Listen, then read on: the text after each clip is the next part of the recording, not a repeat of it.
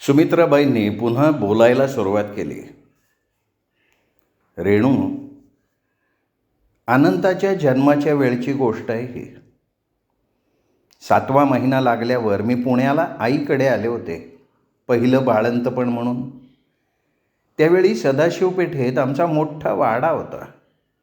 वरचा सगळा मजला आमच्याकडे म्हणजे तुझ्या आजोबांकडे होता. खालीही 2-3 खोल्या होत्या. एवढ्या मोठ्या वाड्यात फक्त 2-3 भाडे करू. बाबांना फारसा गडबड गोंगाट आवडायचा नाही ना.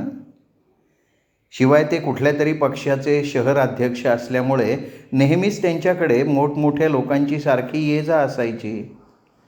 लोक फार मानायचे बाबांना. समाजात त्यांना फार मान होता. सभा संमेलनं, निवडणूक यात बाबा सगळ्यांच्या अग्रभागी असायचे. तर 7वा महिना लागल्यावर मी पुण्याला आले त्यावेळी तुझे डॅडी मुंबईला होते. मुंबईला आणखीन कोणीच नव्हतं. तुझ्या डॅडींचे आईवडील लहानपणीच वारले होते. त्यांच्या दूरच्या आत्याने त्यांना सांभाळलं होतं, पण तीही नंतर वारली. त्यामुळे खऱ्या अर्थाने तुझे डॅडी पोरकेच होते. पण लहानपणापासून ते अतिशय हुशार बुद्धिमान असल्या कारणानं आपलं शिक्षण त्यांनी स्वतःच्या हिमतीवर पूर्ण केलं होतं. मुंबईच्या एका फॉरेन कन्सर्न कंपनीत चांगल्या हुद्द्यावर नोकरीला होते. घरी कोणी बाई माणूस नाही, त्यामुळे माझी देखभाल करायला कोणी नव्हतं. म्हणून तुझ्या डॅडींनी आणि माझ्या आईनेही मला अनंता चांगला 5-6 महिन्यांचा होईपर्यंत मुंबईला पाठवलं नाही. मीही फारसा आग्रह धरला नाही, कारण तुझे डॅडी महिन्यातून 1-2दा येऊन जायचे. रजा घेऊन 2-2, 3-3 दिवस राहायचे. जावई आला की आईचा सगळा दिवस स्वयंपाकघरात जायचा. तुझ्या डॅडींना आवडणारे पदार्थ करून त्यांना घालण्यासाठी तिची सतत धावपळ चालायची.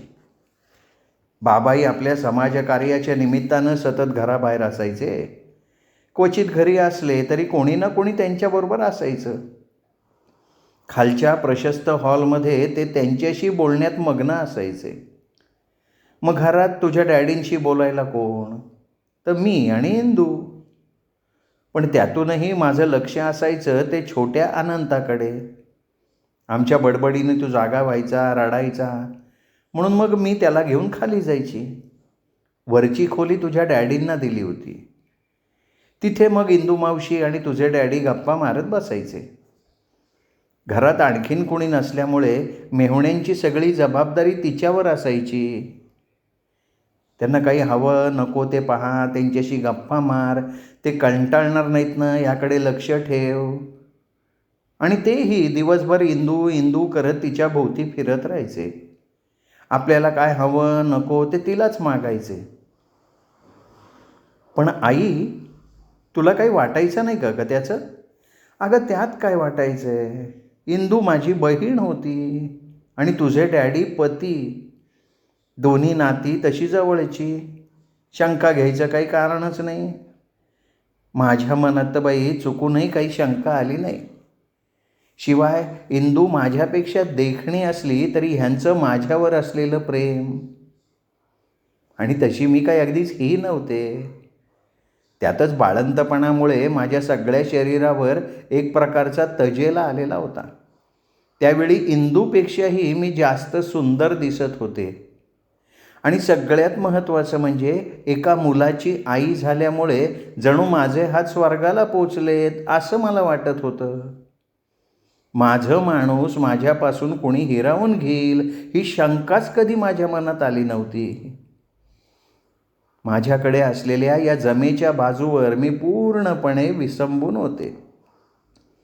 पण तो माझा भ्रम होता हे लवकर माझ्या लक्षात आलं. पुरुषाला स्त्री सौंदर्याचं आकर्षण असतं, पण केवळ तेवढ्याच भांडवलावर कुठल्याही बुद्धिमान पुरुषाला स्त्री अडकवून ठेवू शकत नाही. अशा पुरुषाला सौंदर्याबरोबर बुद्धिमान स्त्रीचंही तेवढंच आकर्षण वाटत असतं, कणभर अधिकच.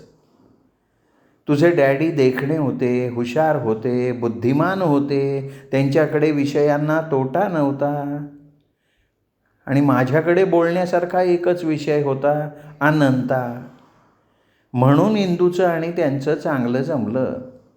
इंदू हुशार होती. सिनेमा, नाटक, साहित्य, खेळ या विषयांवर ती इतक्या सहजपणे बोलायची की वाटायचं या सगळ्या गोष्टीत तिने प्रावीण्य मिळवलेलं आहे. या सगळ्या विषयात ती मास्टर आहे. वास्तविक तिचं हे सगळं ज्ञान वाचीव ऐकीव होतं, पण विषय खोलवण्याची आणि आपण एखादाच प्रश्न विचारून समोरच्याला बोलतं करायची तिची हातोटी विलक्षण होती. रात्र रात्र तुझे डॅडी आणि इंदू गप्पा मारत बसायचे आणि मी दिवस रात्र अनंतात गुंतून जायची. त्याच्यासाठी स्वेटर विणत बसायची. त्याची होणारी वाढ कौतुकानं निरखत राहायची. अनंताच्या त्या बाललीलात मी एवढी गुंतून गेले होते की डोळे असून आंधळी झाले होते. जेव्हा मला जाग आली, माझे डोळे उघडले, स्वतःचा मूर्खपणा मला कळला. तेव्हा फार उशीर झाला होता ग.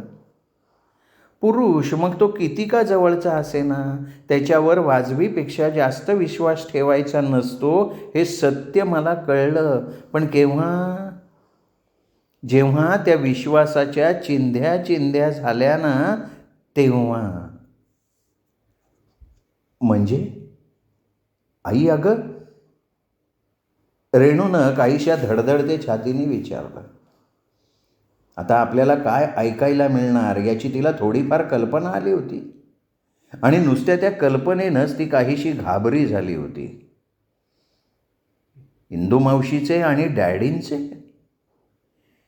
पण त्याहीपेक्षा सुमित्राबाईंनी रेणूला आणखीन एक धक्का दिला. अगं बाई, तुझ्या डॅडींपासून इंदूला दिवस गेले होते. हे ऐकलं आणि रेणूला अक्षरशः घाम फुटला. तिचं सर्वांग थरथरायला लागलं. हातापायांना कंप सुटला. शरीर, मेंदू सुन्न बधीर होऊन गेलं. हे असं काही ऐकायला मिळेल याची तिला अपेक्षाच नव्हती. डॅडींबद्दल तिच्या मनात किती आदर होता. त्या आदरालाच आज या रहस्यस्फोटानं तडा गेला होता. डॅडींपासून इंदू मावशीला दिवस? सुमित्राबाईंचं रेणूकडे लक्षच नव्हतं. त्या जणू भूतकाळात शिरल्यासारख्या पुन्हा त्या आठवणी आठवतच होत्या. आणि जेव्हा ही गोष्ट बाबांना समजली तेव्हा ते अक्षरशः बाबा वेडेपिसे झाले. त्यांची सामाजिक प्रतिष्ठा, समाजातला त्यांचा मान यामुळे धोक्यात आला होता. आईने तर अंथरुणच धरलेलं होतं. मी पहिल्यांदा इंदूला खूप बोलले. वाटेल ते, वाटेल तसं बोलले. खरं तर माझ्या रागाचं मुख्य लक्ष होतं तुझे डॅडी, पण ते त्यावेळी मुंबईला जाऊन बसले होते. म्हणून मी माझा सगळा राग इंदूवर काढला होता. पण इंदू गप्प, अत्यंत शांतपणे ती सगळं ऐकून घेत होती. एक चकार शब्द उलटा बोलत नव्हती. खरं तर तिच्या ह्याच शांतपणाने मी मनातनं जास्त घाबरले होते.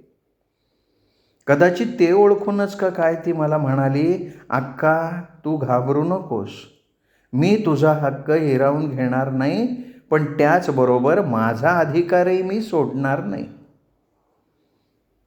मग मी, आईनी, बाबांनी तिला खूप समजावलं, पण कुणाचंच ऐकायला ती तयार नव्हती ग. मग? अगं मग काय? एक भला मोठा सुस्कारा सोडत सुमित्राबाई उद्गारल्या. तिचा तुझ्या डॅडींवर विश्वास होता. ते आपल्याला वाऱ्यावर सोडणार नाहीत अशी तिची खात्री होती. त्याच विश्वासाच्या जोरावर ती शांत होती, ताठ उभी होती. पण स्वतःला एवढी हुशार समजणारी इंदू, तिला एक कळलं नाही, जो माणूस आपल्या बायकोशी प्रतारणा करतो तो माणूस 4 घटका आपल्या सहवासात आलेल्या स्त्रीशी कसा एकनिष्ठ राहील. इंदूलाही शेवटी ते कळलं. तुझ्या डॅडींना ही गोष्ट कळली तेव्हा त्यांनी सर्वसामान्य पुरुषाप्रमाणे आपणही सर्वसामान्य आहोत हेच सिद्ध केलं. त्यांनी दिल्लीला आपली बदली करून घेतली. मला न्यायला सुद्धा आले नाहीत, फक्त त्यांचं पत्र आलं, अमुक गाडीत बसवून द्या. आई आणि मग इंदू मावशी काय करणार ग बिचारी? ज्याच्या विश्वासावरती एवढी ताठ उभी होती त्यांनीच असा विश्वासघात केल्यावर ती काहीशी कोसळून पडली आणि मग मुकाट्यानं ॲबॉर्शन करून घ्यायला तयार झाली. हे ऐकलं आणि रेणूच्या मनातली डॅडींची प्रतिमा एकदम भंगली. नकळत ती बोलून गेली, डॅडी एवढे भेकड होते, एवढे क्रूर होते? असंच असतं बाई रेणू. पुरुष आपल्या सुखासाठी, आपल्या प्रतिष्ठेसाठी किती जणांच्या भावभावनांची राखरांगोळी करतो, किती जणांचे बळी देतो याची नाही कल्पना तुला. सुख लुटणं एवढंच त्याला माहिती असतं. त्याच्या होणाऱ्या परिणामाची त्याला फिकीर नसते, पर्वा नसते, कारण त्याची प्रत्यक्ष झळ त्याला बसत नाही ना. त्याला फक्त ऊब हवी असते, जळण्याच्या वेदना नको असतात. तुझे डॅडीही ह्यापेक्षा वेगळे नव्हते. सगळं काही करून ते दिल्लीला जाऊन बसले. पुढच्या सगळ्या गोष्टी मात्र बाबांना निस्तरायला लागल्या. ॲबॉर्शन झाल्यावर बाबांनी झटपट इंदूचं लग्न पंतांशी उरकून टाकलं. तिच्या पसंती नापसंतीचा कसलाही विचार न करता. अर्थात तिच्या पसंती नापसंतीला तिच्या दृष्टीने सुद्धा काही किंमत नव्हती. बाबांनी पाहिलं ती उभी राहिली, बास. अगं पण नेमके पंतच कसे? पंतांचे वडील बाबांकडे पूजेला यायचे. भिक्षुकीचा व्यवसाय होता त्यांचा. बाबांना फार मानायचे ते. बाबांनी शब्द टाकला आणि पंतांच्या वडिलांनी एक क्षणही विचार न करता होकार देऊन टाकला. बाबांनी मुद्दामच पंतांचं हे स्थळ निवडलं होतं. पुढे मागे या प्रकरणाचा बोभाटा झाला किंवा पंतांना हे कळलं तरी बाबांपुढे त्यांना काही बोलता येऊ नये किंवा त्यावरून आपल्या पोरीचा छळही होऊ नये म्हणून. रेणूच्या मनात आलं, खरोखर आपले आजोबा खरे राजकारणी होते. पण आई, पंतांना हे सगळं माहिती आहे? रेणूने विचारलं. कुणास ठाऊक ग? पंतांच्या मनाचा थांग कधी लागलाच नाही कोणाला. त्यांना माहिती असलंच पाहिजे. सगळ्यांच्या मनातल्या गोष्टी ते ओळखतात, बरोबर ओळखतात ते. रेणू स्वतःशीच पुटपुटली. सुमित्राबाईंनी सांगितलेली हकीकत ऐकून रेणू एकदम सुन्न झाली होती. तिच्या डोक्यात विचारांचं प्रचंड वादळ उठलं होतं. आईनी हे सगळं आपल्याला का सांगावं? कशासाठी सांगावं? इतके दिवस हे भयानक रहस्य तिने आपल्या मनात दडवून ठेवलं होतं. ते आजच उघड करण्याची आणि तेही आपल्यासमोर उघड करण्याची जरुरी तिला का भासावी? केवळ इंदू मावशीबद्दल मनात थोडीफार सहानुभूती निर्माण व्हावी म्हणून, का स्वतःवर झालेल्या अन्यायाचा बदला घ्यावा म्हणून? आपण असताना आपला नवरा दुसऱ्या स्त्रीकडे आकर्षीला गेला या स्त्रीसुलभ भावनेच्या मत्सरानं आईच्या मनात अजूनही बदल्याची आग धुमसत असावी म्हणून. पण मेलेल्या माणसावर कसला सूड उगवायचा? कसला बदला घ्यायचा? कदाचित आईच्या मनात तसं काही नसेलही. तिने हे सगळं केवळ एवढ्याचसाठी सांगितलं असावं की इंदू मावशीवर झालेल्या अन्यायाचा आपण सहानुभूतीनं विचार करावा.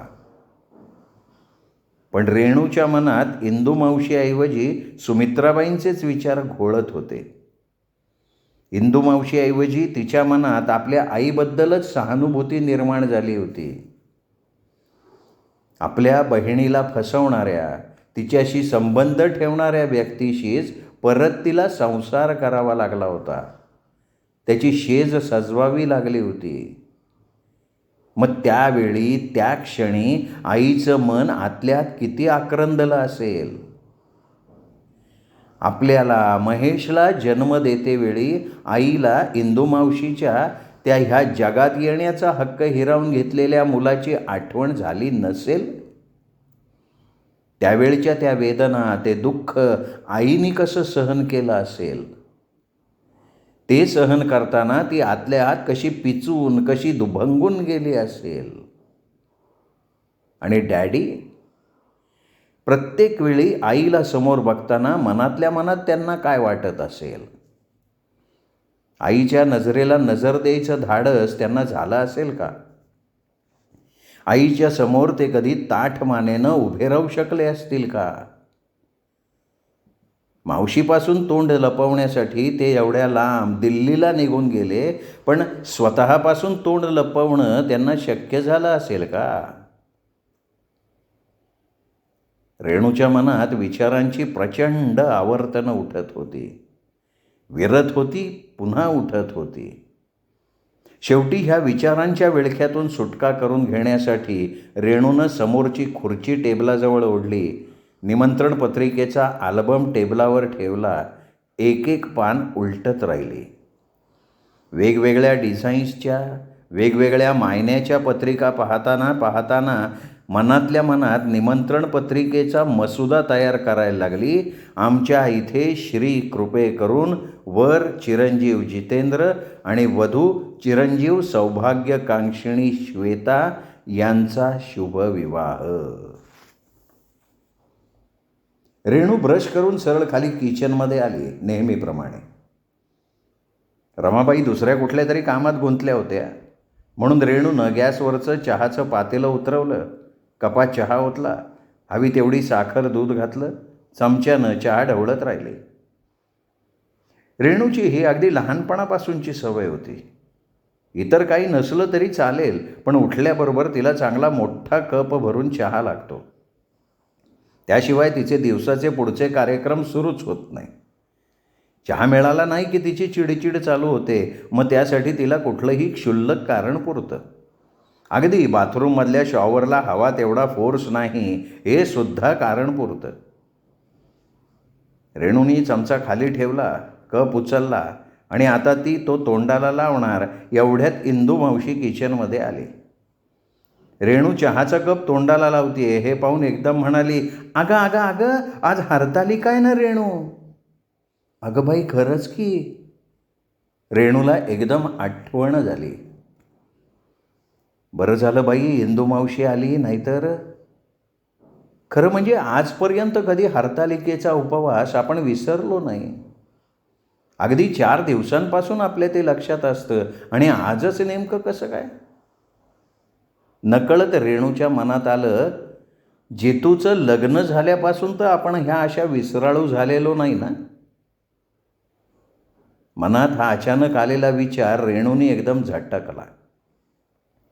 हातातला कप खाली ठेवत ती काहीशा ओशाळलेल्या आवाजात म्हणाली, अय्या खरंच की गं मावशी, मी विसरलेच होते की आज.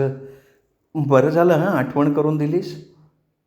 मावशी हसली. मग आत येणाऱ्या रमाबाईंना उद्देशून म्हणाली, रमाबाई, अहो आमची ही रेणू एवढीशी होती ना, तेव्हापासनं हरतालिकेचा उपवास करतीये.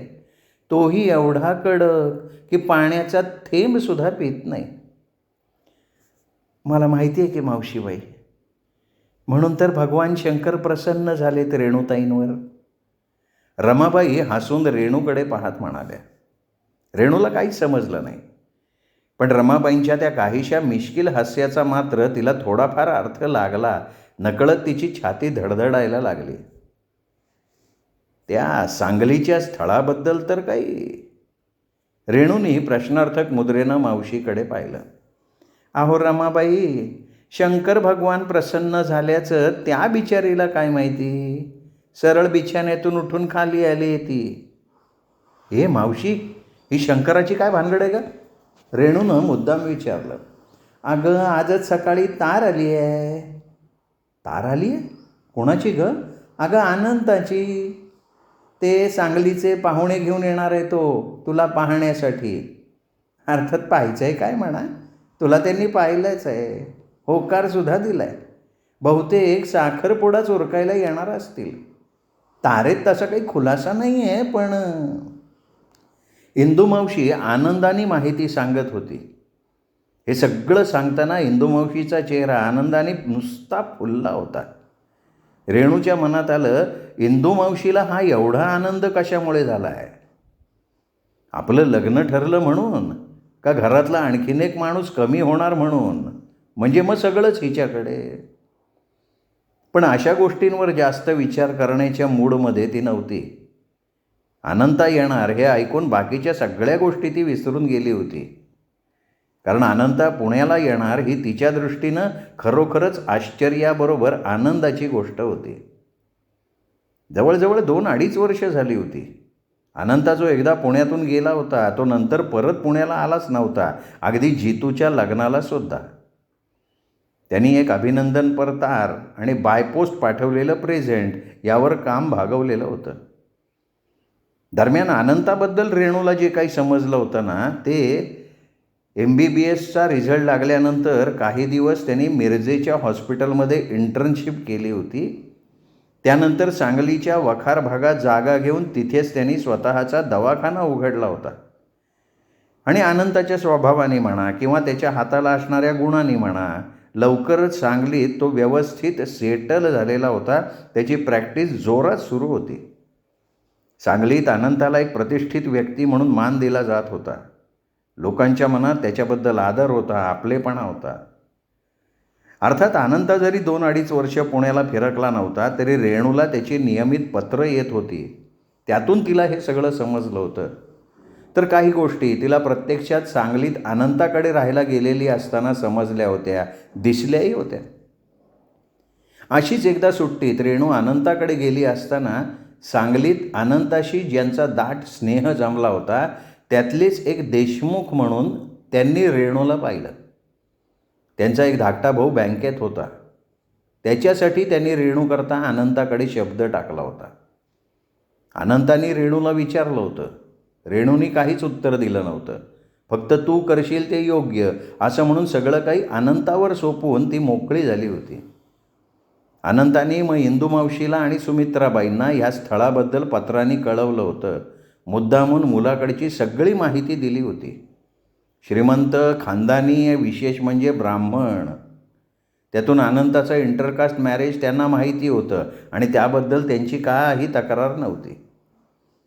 सुमित्राबाईंना आणि इंदुमावशीला एवढी माहिती पुरेशी होती. तशी अनंतानं एका हरिजन मुलीशी लग्न केल्यामुळे त्यांनाही रेणूच्या लग्नाची मनातून थोडीफार काळजी होती. पण त्यांची ही काळजी अनंतानीच एवढं चांगलं स्थळ सुचवून दूर करून टाकली. म्हणूनच सुमित्राबाईंनी आणि इंदुमावशींनी झटपट त्या स्थळाला होकार देऊन टाकला होता. रेणूसाठी अनंतानं एवढं चांगलं स्थळ पाहिलं या आनंदाच्या भरात अनंताविषयी असलेली सुमित्राबाईंच्या मनातली आढी काहीशी सैल झाली. अनंताची तार आली म्हणताच रेणूला हे सगळं आठवलं होतं.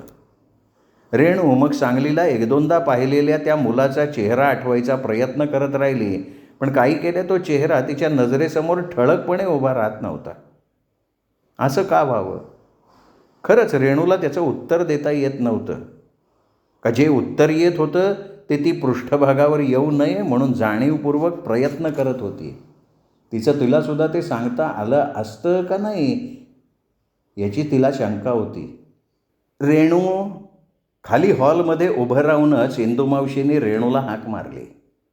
रेणूवर आपल्या खोलीत बसली होती. इंदुमावशीची हाक ऐकून ती आपल्या खोलीच्या बाहेर आली. वरच्या कठड्यावरनं तिने मावशीकडे पाहिलं.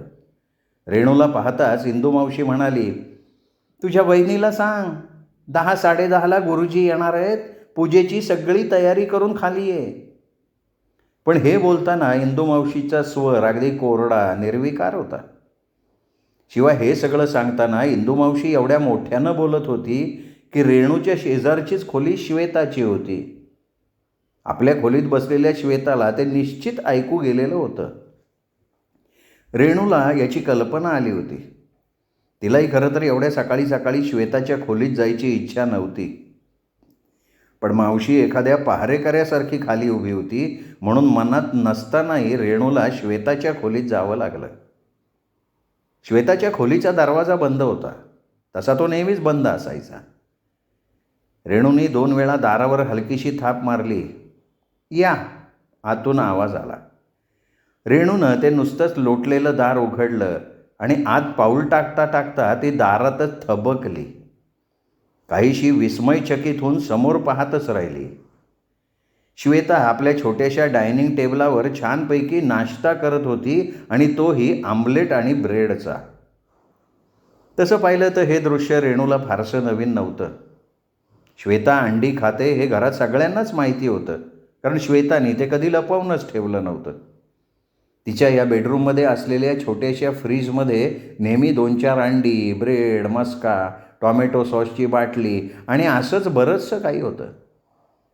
आपल्या ह्या बेडरूममध्ये श्वेता आपल्याला हवा तसा नाश्ता करून खायची.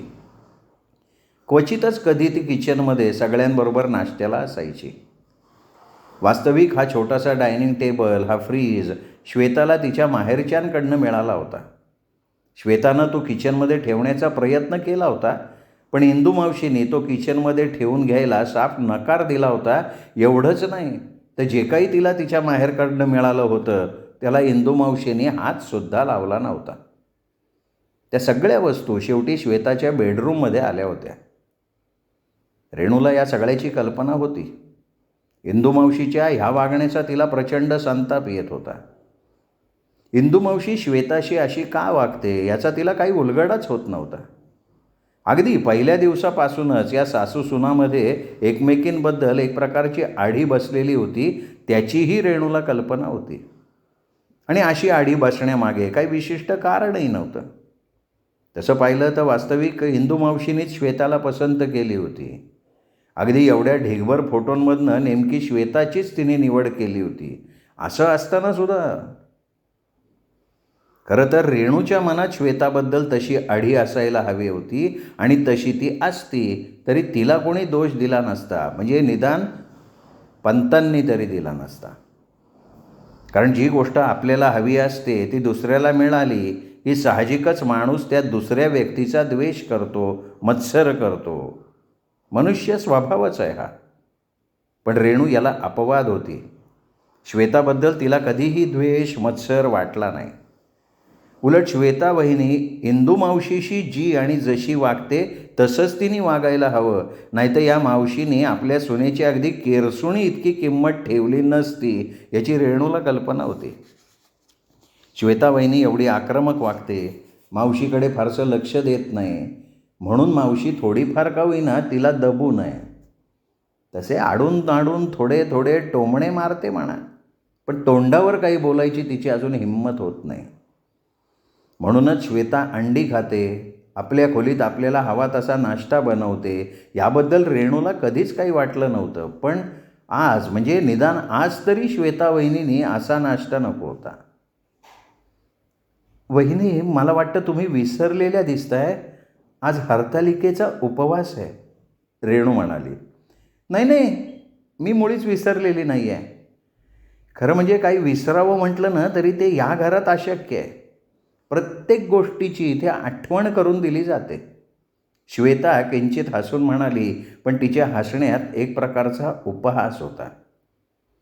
रेणूच्या ते काही फारसं लक्षात आलं नाही, पण श्वेता उपवासाचं विसरलं नाही म्हणतीये, तर हा नाश्ता कसा चाललाय तिचा, आणि तोही ऑमलेटचा.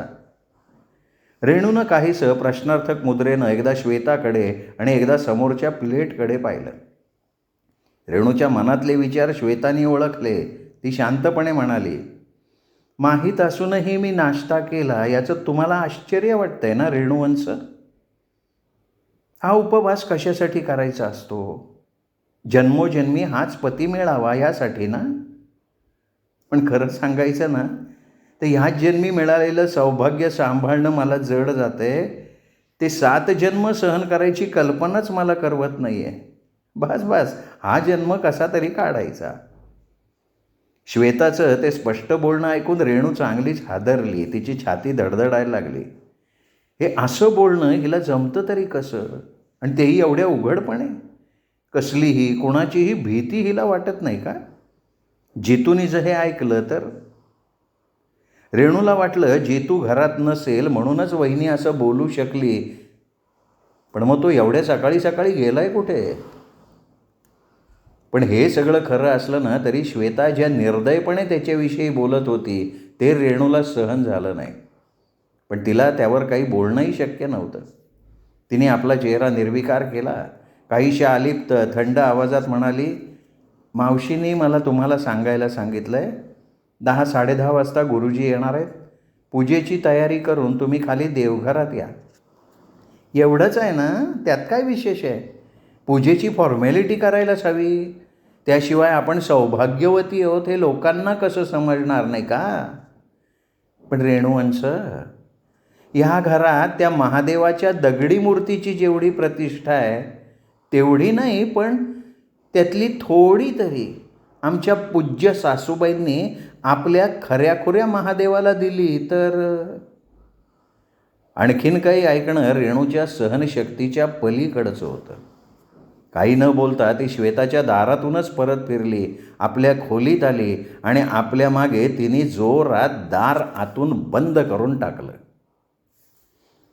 श्रोते हो, हा होता 9वा भाग सुरेश वैद्य लिखित फीलिंग या कादंबरीचा. 10वा भाग उद्या ऐकूयात दीपक रेगे कथाकथन चॅनलवर. नमस्कार.